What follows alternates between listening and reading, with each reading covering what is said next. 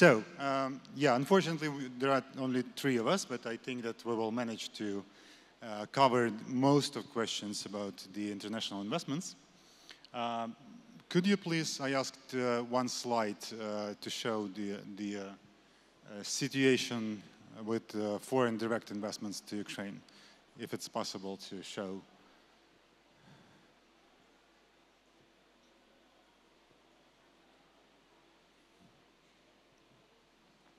No? No, that's not the one. Yeah, this is the one, yeah. So this is the graph that shows what was the picture of foreign direct investments to Ukraine during the years from 2018 to 2023. And yeah, and actually you can see that the problem actually why we do not have the huge inflow of the foreign direct investments to Ukraine is not the war. But because common understanding and common message is that now it is not very safe to invest, and we are hesitating to do that. But you can see that it was not the case even before the war. And maximum amount of inflow was something close to $10 billion, something like in 20 years ago. And that's the issue. Yes. And I would like to attract our speakers today to clarify what is the current mood of foreign investors towards Ukraine, and what are the main obstacles for them to come to the country. And I would like to start maybe with Mr. Roman Washuk. You have been for quite a long time an ambassador of Canada to Ukraine. And that was till 2019, I believe. Yeah? So this is quite before the full-scale invasion. What was the picture at that time? Was there the huge interest from Canadian investors towards Ukraine, a lot of requests to your embassy to help to enter, or the interest was still moderate? Right. Okay, I'd say interest was moderate but growing.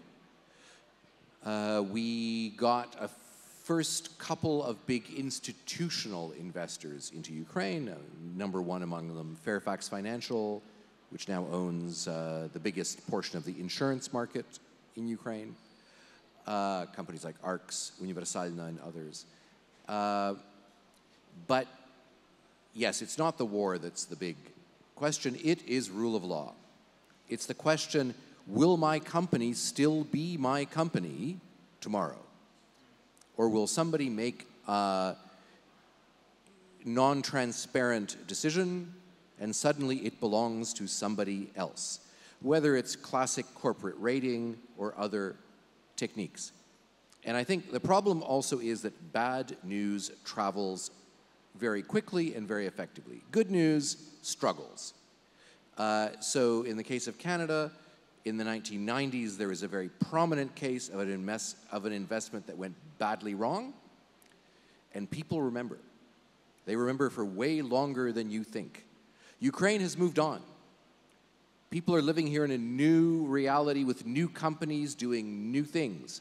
But for people in another country, a big problem suffered by one of their investors sticks around in the memory, unfortunately, for a very long time.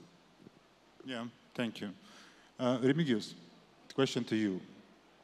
You've been working as a politician for a quite long time, yeah? So you were mayor of Vilnius and then the Minister of Justice of Lithuania.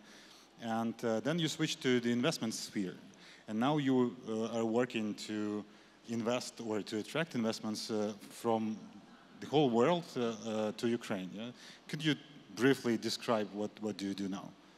Yeah, I wear several hats. It's very typical to present me as a former mayor, former Minister of Justice, and I had to do something with investment in these positions because I was taking my responsibility to attract investment and to make the business climate more friendly, and that was quite successful in Lithuania. But now I didn't run for re-election for being mayor, and I joined joined the initiative which is called the Ukraine Breakthrough Investments to attract investments to Ukraine, mainly from European Union, but also from other countries, and also to help Ukraine to transform economy while providing foreign capital and also foreign know-how. And of course, on the bigger picture, I will agree 100% of what Roman says, because basically, to whatever businesses, in whatever country you speak, in all countries, they still remember some stories about being graded and about the lack of rule of law. And on top of that, we do understand that 2 years and a bit ago, the situation changed a lot, because not only because of the war, but because Ukraine got a perspective of becoming a EU member, not on theoretical level, but on practical level. And we see like 3 days ago, negotiations started and so on. So we, like all businesses, they are looking to Ukrainian markets and Ukrainian assets as potential. We hear a lot of news about we want to invest as long as the war ends. To me, it's a little bit frustrating.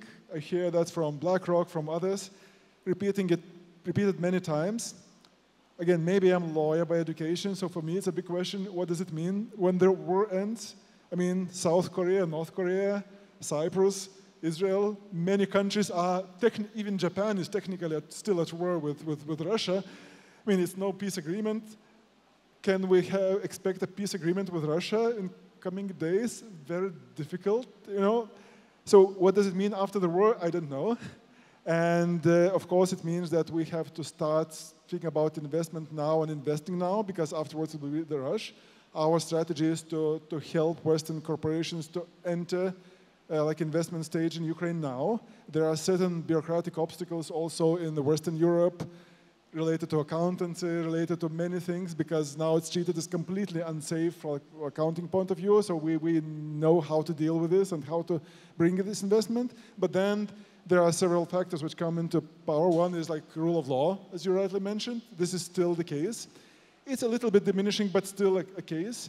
Then there are several other issues which are more of technical issue, but also very important. But the main thing is that the different perception of risk in Ukraine and different risk appetite among Ukrainian investors and among Western investors. Because if you are in Ukraine, and I do travel to Ukraine as well, so I do guess that it's quite a different situation in Lviv and let's say in Kharkiv or in many other cities. But if you are in France or in Italy or in Spain, you don't get how big Ukraine is territory-wise, how different the situation is. So you think that it's completely dangerous. So different risk perception and different risk appetite as well, because Ukrainians are ready to take more risk than foreigners. But it doesn't mean that you don't need attracting European investment, especially having in mind European integration and the know-how and the ties which need to be built, especially nowadays. So the big task ahead of all of us, and quite a big challenge ahead of all of us, and it's very exciting how to solve this task, and it's very promising. True. Actually, I consult a lot of Ukrainian businesses that were willing to go abroad. So now it is a hype issue, because many businesses are losing their income in Ukraine, so they are willing to get a quick money from other countries, which is impossible, but they hope to do that in a quick way. And there is this situation of perception that Europe and US and all civilized war, they are supporting us. Yeah, so we have got a lot of help from Lithuania, from Canada, and from other countries. Unfortunately, I could not ask Mr. Ambassador from Netherlands when the F-16s will be already in Ukraine, but we expect a lot of that attitude of help. But when they come to business-wise negotiations and contacts, they face the reality that businesses are talking about business. So what profit can I get from your product? How can I earn more with your products in other countries? And I think that the same situation is with investors. Yeah, so they are looking at potential and opportunity to earn more, and then the risks to lose their investments. And this is, for me, this is very similar to venture capital. When you invest in 100 startups and only one works. So this perception, I believe, this is also about the communication, as Mr. Washuk said. Yeah? So the bad news are traveling very fast. And the same is about the opportunities or good or positive things that we can have in Ukraine, how much you can earn in Ukraine, what are these opportunities in general. How do you think, so from the perspective of foreigners in this case, is there enough communication from Ukraine about these opportunities to come here and to earn more? No. But you need to have it kind of coming not just from official government sources that people don't necessarily trust. Because of course they'd say it's great. But from other businesses already operating here. And that's why I say, whenever Ukrainian government people say, it's fantastic, we'll invite international investors, they will all come, it'll be great. So we don't really need to worry how we treat domestic companies, because all these great people will come in. What I say to them is, if you're not making life easy for Ukrainian companies in Ukraine, and you're going to claim that you're going to invest nyani, klub білого бізнесу, and make special conditions for other people, they're not really going to believe you. Because if you're mistreating your own business, there is no reason to trust you that you will not, at some point, change the special rules and make life difficult. So, making Ukraine attractive for foreign business has to start with making Ukraine attractive for Ukrainian business. So long journey ahead because of that. I had the chance to talk to Mr. Ambassador from Netherlands, Jens de Mol. He just went, but I asked him the same question, and he said the same answer as you said, but in regards to the existing Dutch companies in Ukraine. So they are already here. They invested their capital and resources and time of being here. And if they have something bad happening to them, they will tell other Dutch companies in Netherlands, and not only Dutch companies. So that image will run very fast. And in regards to that, the question to you.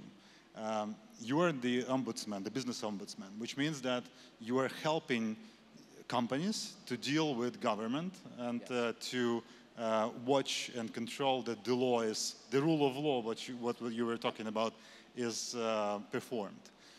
What are the biggest issues that you hear from foreign companies in Ukraine towards the situation that we have here? Okay, so 85% of our clients are Ukrainian companies. 15% are foreign. But again, they tend to face the same problems.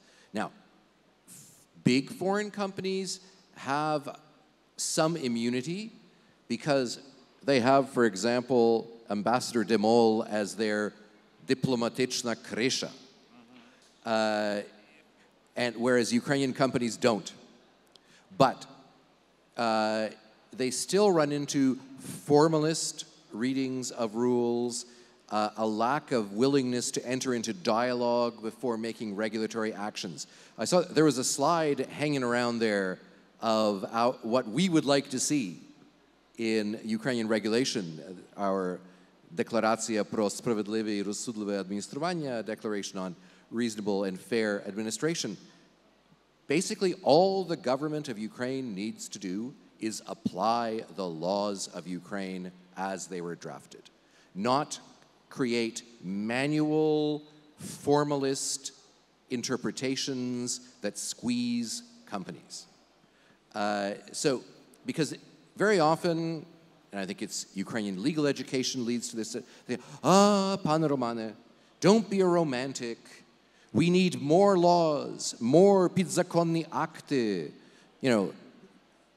10,000 laws haven't worked, but законопроект 10,743 is going to be it. It's going to be the one.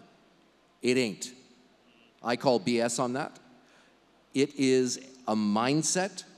It is an approach to dealing with companies where Ukraine should be inspired by Latvia, Lithuania, Estonia, that have taken a sort of consult-first approach. Don't penalize. Don't start the кримінальна справа first. Talk to the company. Find out what's happening. Can it be fixed administratively? Is there an explanation? Don't shoot first and ask questions later.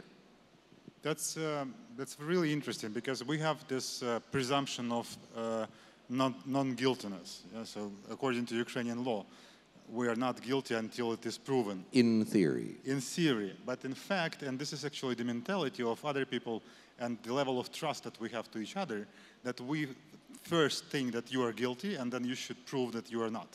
And that's the problem. May I add on Yeah. on this? I think, following the business environment in Ukraine, I see that the biggest problem on what many companies have still bad memory of, like raiding and actually stealing business from you, is a little bit behind. And the most encouraging thing I hear also from Ukrainian businesses is saying that, typically these are companies who have a shadowy past who face this problem. But clean companies, it's very difficult to raid them. It doesn't mean that it doesn't happen, but it's very difficult. So basically, it's a very good signal to a clean Western company. If you are obeying the law, if you pay taxes, if you don't pay bribes, you don't have the black track record behind of you, you hope nobody sees, but somebody sees. And if somebody sees, they may raid you. So that's a very good part. So biggest problem is almost behind. You have to advertise it more. Of course, foreign investors and investors where IFIs do participate, they have some krisha or immunity. All the ambassadors, I guess, randomly they had to go to the courtrooms just to sit and to observe how the case is going on in order for case to being settled in the normal manner. So that was the case. Sometimes still a case, but not so important, so on such a big scale. But this kind of like normal business supervision practices, this is a problem in many countries.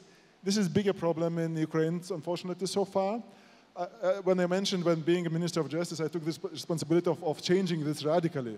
Radically. And in 2 years, we did an overview of business and business leaders, like 2/3 of them, in 2 years, they were able to say that now, yes, I feel that these business supervising institutions are behaving more friendly towards us and they are more efficient. And actually, it means that with less resources, less fines, less checks, they achieved better results in terms of obeying the law. People are not getting poisoned in restaurants and so on and so on. So these very practical things. But I think Warren Buffett once said, if there would be a police car behind my car and they will drive 100 miles behind me, they will definitely find some non-compliance while I'm driving, even if I drive as good as possible. And the same applies for business. It's not about kind of completely corrupt or the stupid requirements. It's about focus. In any institution has these piles of documents they have to observe, and with entering you, we will have even more. And then the question is where you'll focus, because some are irrelevant and some are very, very, very important. And how to deal this is an art and science. I was dealing with this quite successfully, and I'm glad also to help other governments, including Canadian, actually. I just recently worked with Ontario province, helping them to do this. But this is a difficult task, and you can do this. But these are two separate problems, and good that Ukraine has almost solved this first one. But then I think it's very important thing is also not to talk just about business environment, but to invite business which is systemic and which will not allow these bad things to happen. And I think that financial sector is of crucial importance. Looking back to transformation of Baltic states, especially in Lithuania, I must say when our banking sector became almost completely foreign, dependent on Scandinavian banks, then the situation changed dramatically to better.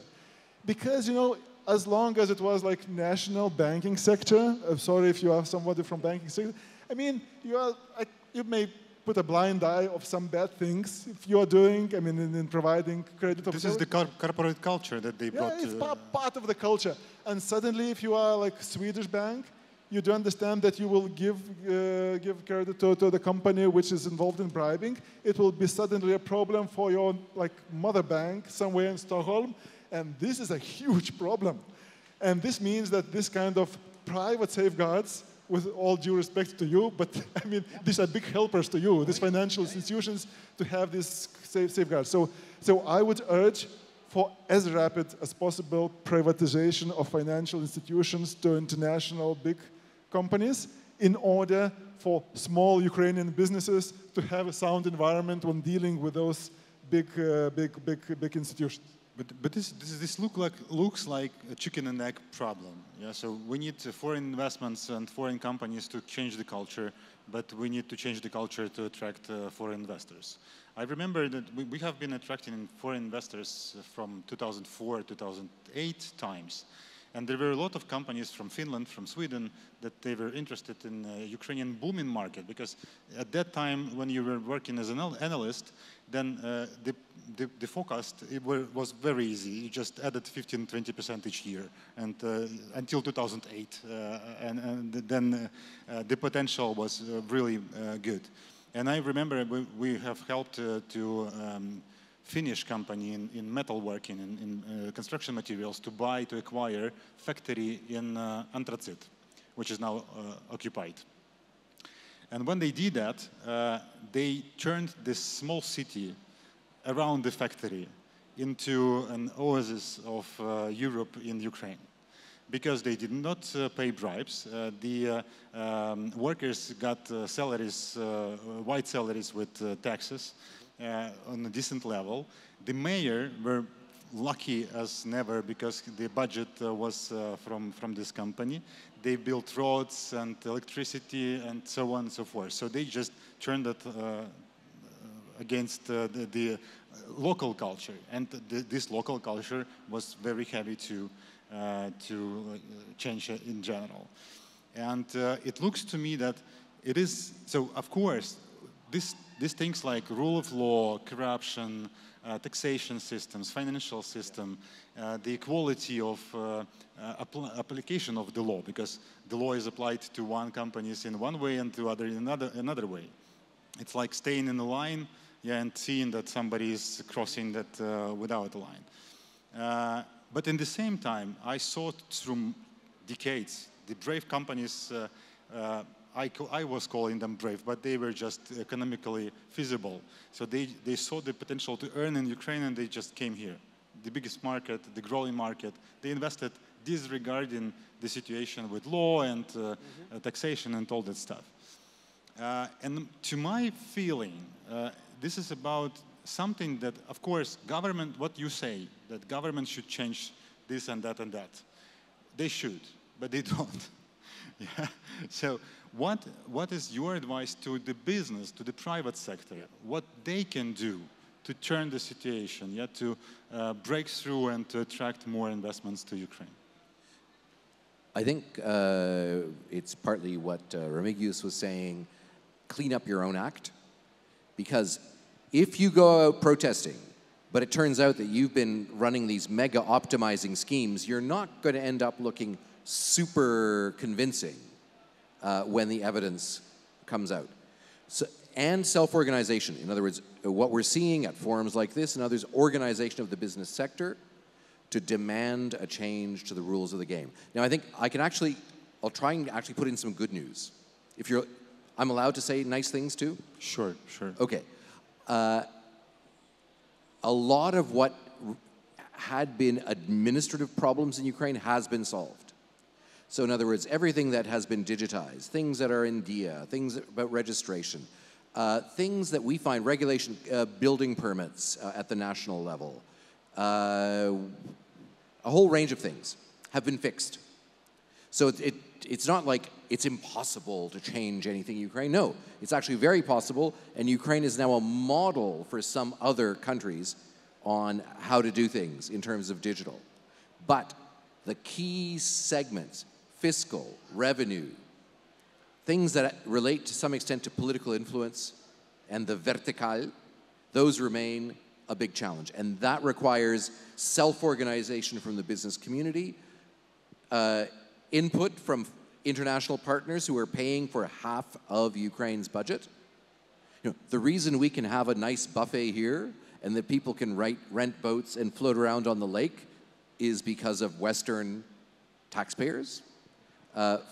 financing all of this. Including them. Which gives them a right, I think, as well to say, boys and girls, you've had 30 years.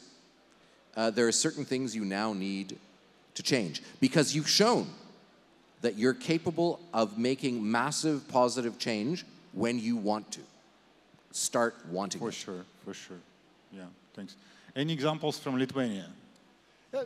Speaking for, I'm not here to give advice to businesses. We were looking to businesses who want to change and we're looking for foreign partners and want to like partial or full sale and so on. But I think, cleaning up their own Assets. every asset is a key thing. In the house. And then, of course, it's difficult to me to say because I don't want to sound like I'm telling you what to do. But I'm in situation, I'm from Lithuania myself. You're just sharing your experience. Yeah. I do remember how it looked like before entering EU and how it looks like now and how some things look to change.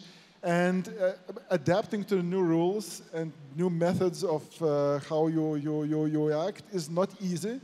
And actually to have partners on ground, to have connections, to have like co-investors, to have investors, to have joint business with Western corporations or even smaller business, I think it is important. Not all of them. If I would say, please do invest as a minor investor, like a small shareholder into some Ukrainian business, the perception will be no. The reputation is I will not invest. But sometimes you may build a trust, and having this one, you are building this reputation in the West. I think you're building also this reputation inside, and it brings like better or different culture in here. So I think in long term, it works. But also speaking about this chicken and egg problem, I think there are certain sectors. So like in old-fashioned kind of Austrian free market terminology, it was called commanding heights of economics, when and this is exactly like the banking sector, which has a huge spillover effect. Because if you would just privatize one enterprise, you may create an island of like European Union in this side, but that will remain an island because it doesn't have a spillover effect.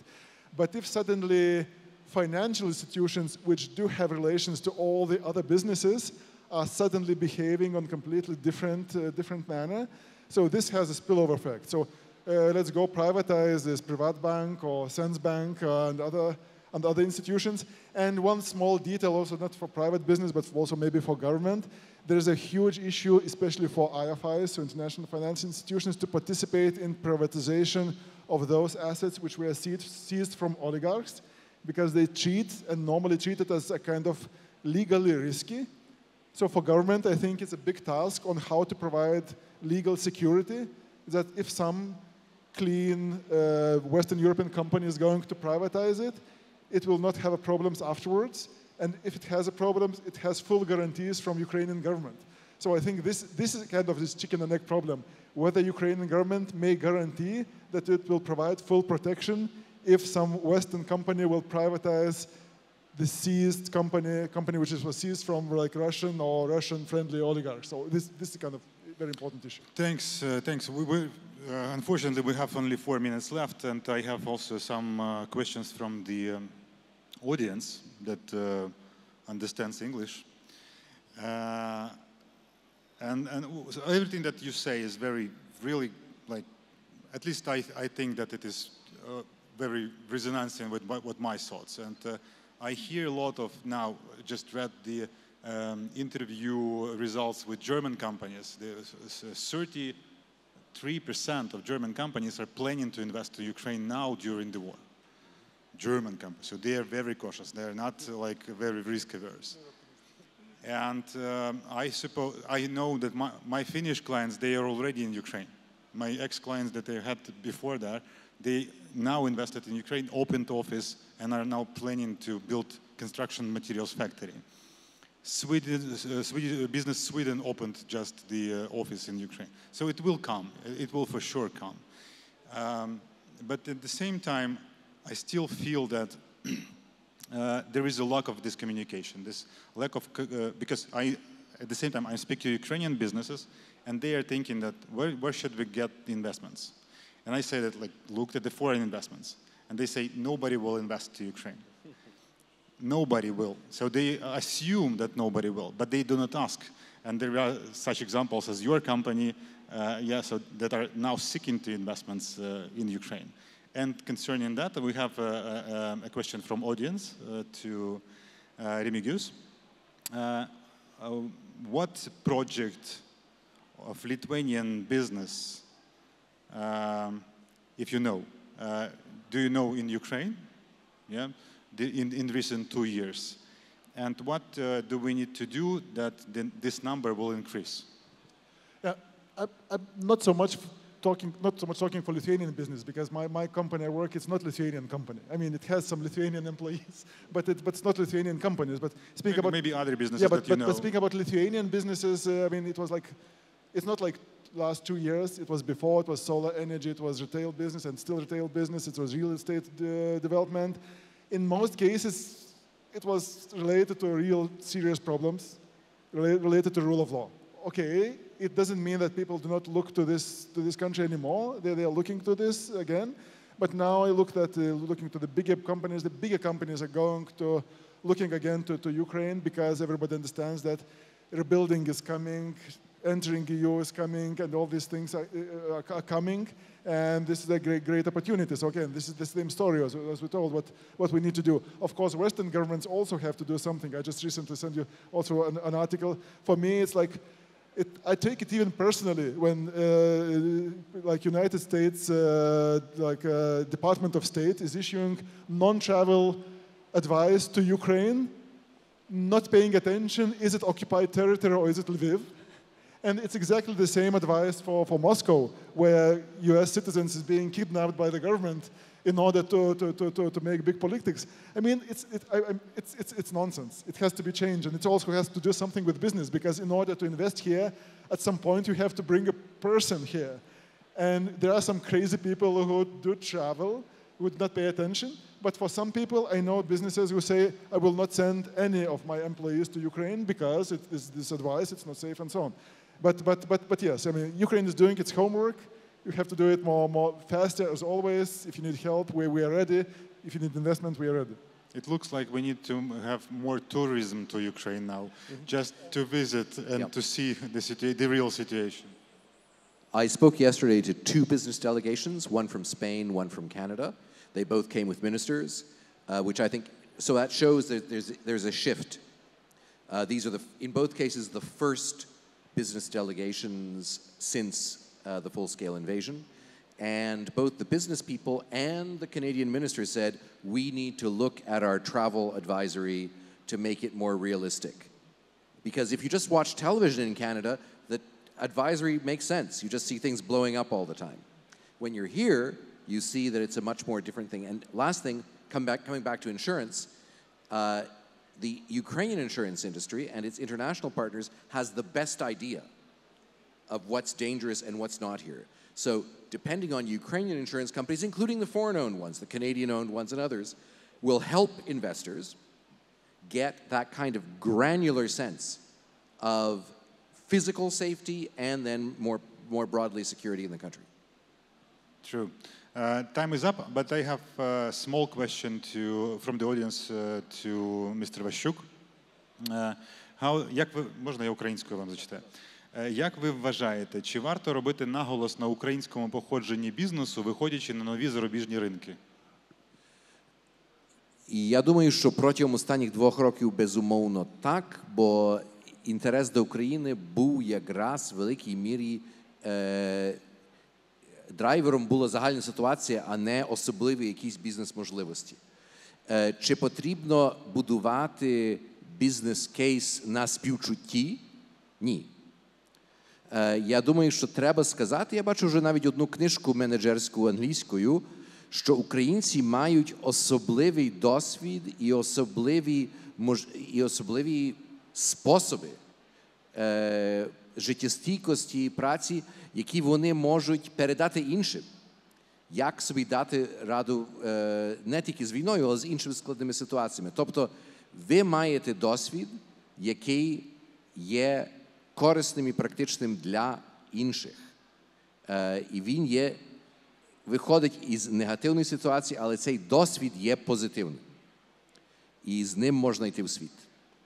For sure, for sure. So I'm wishing to all foreign investors to come to Ukraine and to see the situation with your own eyes, like our guest did, and now they understand the real situation.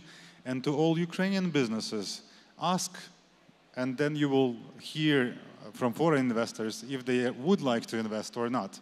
Because without asking, you won't find out this information. And there are many European and US and I'm sure Canadian companies that are looking to invest to Ukraine. And you need to use this opportunity in proactive way.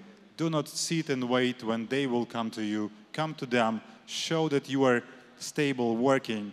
I was talking to companies that were and now are working at the edge of the war. In Zaporizhia, in Nikopol, they are producing the materials that are used in OD, in Porsche, in nuclear stations. And how they did that, they recovered the clients just by showing the stability of supply, not breaking the contracts. Step by step, they got back the trust in them. So do the same, and there will be no this chicken and egg problem.